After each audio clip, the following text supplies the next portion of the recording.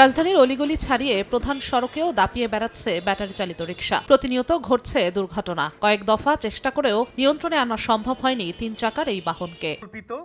ধারাবাহিক এমন বাস্তবতায় সোমবার ধানমন্ডিতে এক অনুষ্ঠানে অটোরিকশার সম্ভাবনা ও চ্যালেঞ্জ তুলে ধরে সিপিডি। বেসরকারি গবেষণা প্রতিষ্ঠানটি জানায়, দেশে বর্তমানে ৪০ লাখের বেশি অটোরিকশা রয়েছে, যার অবৈধ চার্জিং পয়েন্ট রয়েছে ৪৮,০০০-এর বেশি। দুর্ঘটনা বাড়ার পাশাপাশি পরিবেশ দূষণ করছে রিকশায় ব্যবহৃত লেড এসিড ব্যাটারি। শহরে যাতায়াত ব্যবস্থার ক্ষেত্রে থ্রি হুইলার কোনো একক সমস্যার কারণ নয়। দুর্বল ব্যবস্থার জন্য দায়ী দুর্বল বিকেন্দ্রায়ন, শহরমুখী সুবিধা ব্যবস্থা তৈরি, পাবলিক ট্রান্সপোর্ট সিস্টেমের ভঙ্গুরতা।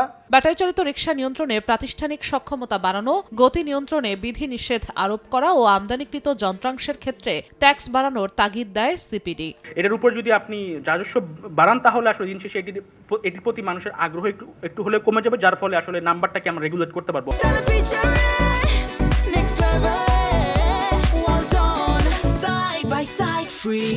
রিকশা নিবন্ধন ও চালকদের প্রশিক্ষণের ব্যবস্থা করে নীতিমালা তৈরির পরামর্শ দেন খাত সংশ্লিষ্টরা। অবশ্যই ড্রাইভারদেরকে ড্রাইভিং লাইসেন্সের আওতায় আনতে হবে, তাদেরকে প্রশিক্ষণ দিতে হবে, তাদের রুট পারমিটের আওতায় নিয়ে আসতে হবে। ভেহিকল যে অ্যাক্ট আছে এটা কিন্তু ওই সময়ই কিন্তু বলা হয়েছে যে এটার জন্য নতুন কোনো কিছু লাগবে না, ওই অ্যাক্টের মাধ্যমে কিন্তু আসবে। দায়ী করা যায় কোথায়?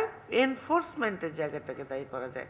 লগুলা খুব সুন্দর আছে, আমাদের কাঠামো খুবই ভালো আছে। অটোরিকশা নিয়ন্ত্রণের পাশাপাশি লেড এসিড জাতীয় ব্যাটারির ব্যবহার নিষিদ্ধের দাবি জানান বক্তারা। পাবলিক ট্রান্সপোর্ট যেগুলো জিনাতারা যশোয়া, সময় সংবাদ, ঢাকা।